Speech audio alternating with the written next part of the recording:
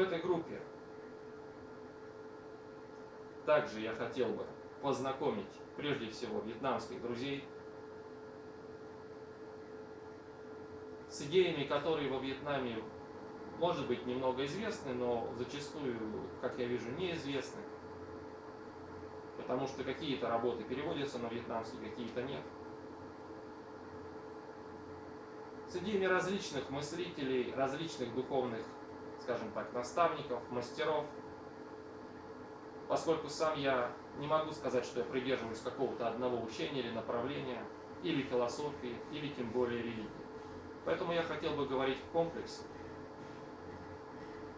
и, скажем так, познакомить со многими направлениями. Это, как я уже сказал,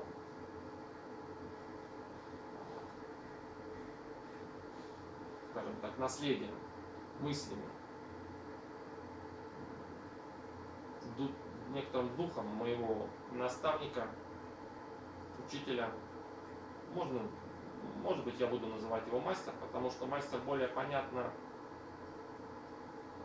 для, как я понимаю,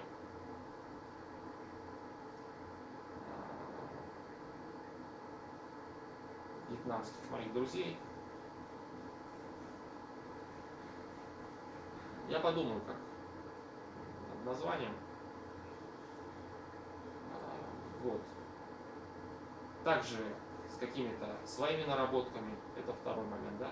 Ну и, конечно же, с наработками многих других. Но прежде всего не философ. Конечно, философы мне не интересны.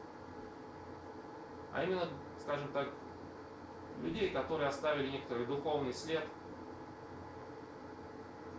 в некотором, скажем так. Это, назову на память, с кем я могу познакомить вьетнамских друзей. Это Рудольф Штайнер.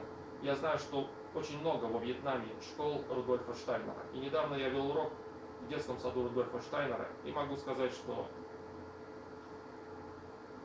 идеи Рудольфа Штайнера там на практике не реализованы. Поэтому я хотел бы, может быть, каким-то образом... надо сказать, что работы Рудольфа Штайнера на вьетнамский, как я знаю, переведены только педагогически. Поэтому, возможно, вьетнамцы не имеют возможности знакомства, более подробного знакомства с идеями Рудольфа Штайнера. Поэтому о Рудольфе Штайнере я хотел бы рассказать. Также хотел бы рассказать о Георгии Гурджиеве.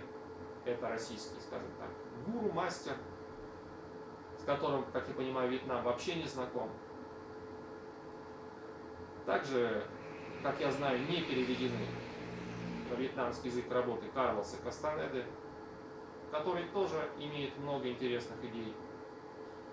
Возможно, они, конечно, немного фантастические, но тем не менее практики, которые он вводит, они, как я понимаю, многие практики полезны, рабочие.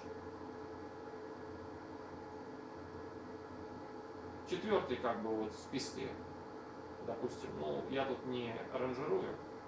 Оша. Оша во Вьетнаме известен, много его работ переведены. Идеи Оша тоже. Множество идей Оша, которые, скажем так, интересны. Не то, что интересны, да. Познакомим с Оша.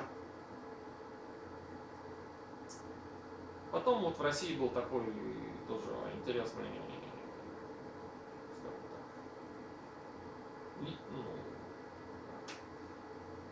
человек, да, Николай Рерих. О Николае Рерихе я тоже хотел бы поговорить. Потому что, естественно, Вьетнам вообще не знаком с Николаем Рерихом, как я понимаю. Может быть, там какие-то единичные только вьетнамцы могут о нем знать. А как они могут узнать? Поэтому Николай Рерих. Кто-то еще, античность, конечно, безусловно, это ранняя греческая мысль, которая, в принципе, тоже говорит об истине. И я хотел бы сказать, что эту группу я собираюсь назвать «Друзья истины», потому что Первушин Анатолий Васильевич, как-то предложил мне это название для группы. Ну и вот прошло, наверное, лет 10, я только сейчас эту группу создаю. Поэтому говорить мы будем, скажем так, об истине или истинно говорить. Вот это главная как бы ценность. Говорить правду, истину. Не знаю, есть ли разница. Но на фоне того, что происходит сейчас, вы можете где-то столкнуться, да, видеть с массой лжи. Поэтому какой-то такой контент, который связан не с этой ложью, да, вот хотелось бы его предоставить. Об этом. Потому что сейчас проблема мира, ну, я, может быть, начну об этом говорить позже, да, но проблем много, конечно. И у меня много проблем из-за того, что проблем много в целом в мире, да. Они, как бы, конечно, отражаются. Вот. Но одна из проблем частных, да,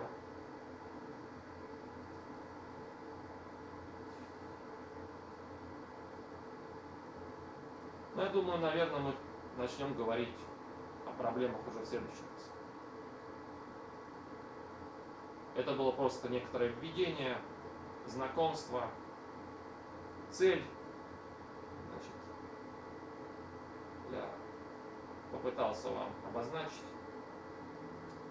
Поэтому всего доброго, я постараюсь по мере своих сил и времени. Времени у меня очень мало, потому что приходится решать разные проблемы. Но постараюсь, скажем так, размещать контент.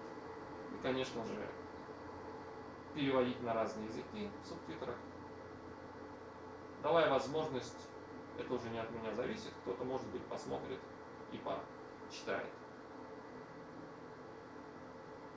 Всего доброго. До скорой встречи.